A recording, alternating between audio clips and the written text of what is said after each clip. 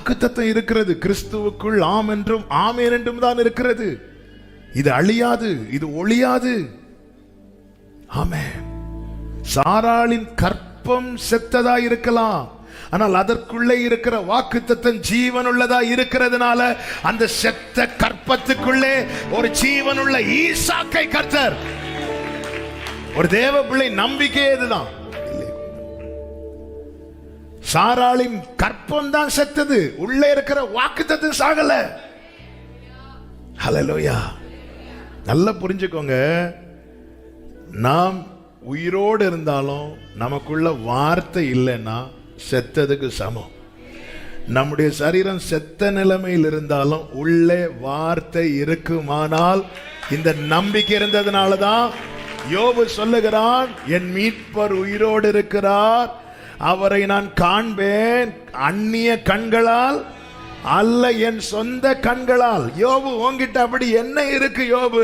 எனக்கு வேண்டிய ஆகாரத்தை பார்க்கிலும் அவருடைய வார்த்தையை நான் காத்துக்கொண்டேன். சாராளின் கற்பம் செத்ததுங்க, ஆனா அதுக்குள்ளதான் உயிருள்ள ஈசாக்கு கருவாய் தோன்றப்படுகிறான், வளருகிறான். கை வளருது, காலு வளருது, மூக்கு வளருது, கண்ணு வளருது. எங்க?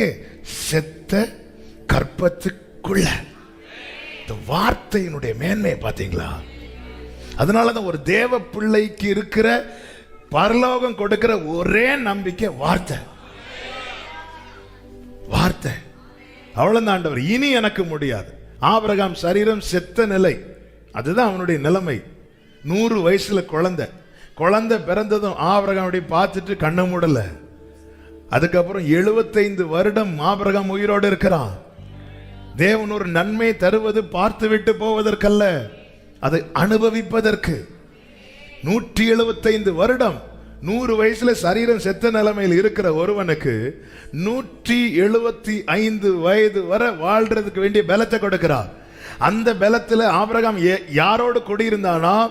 ஆபிரகாம் கூடாரத்திலே ஈசாக்கோடும் யாக்கோபோடும், பிள்ளையோடு மட்டும் இல்ல, பேர பிள்ளையோடு இருக்கிறான்.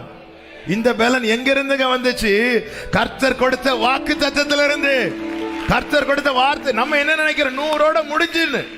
நம்ம எங்க முடியும் நினைக்கிறோமோ, ஆண்டவர் சொல்றார் இனிதான்ப்பா இருக்குது.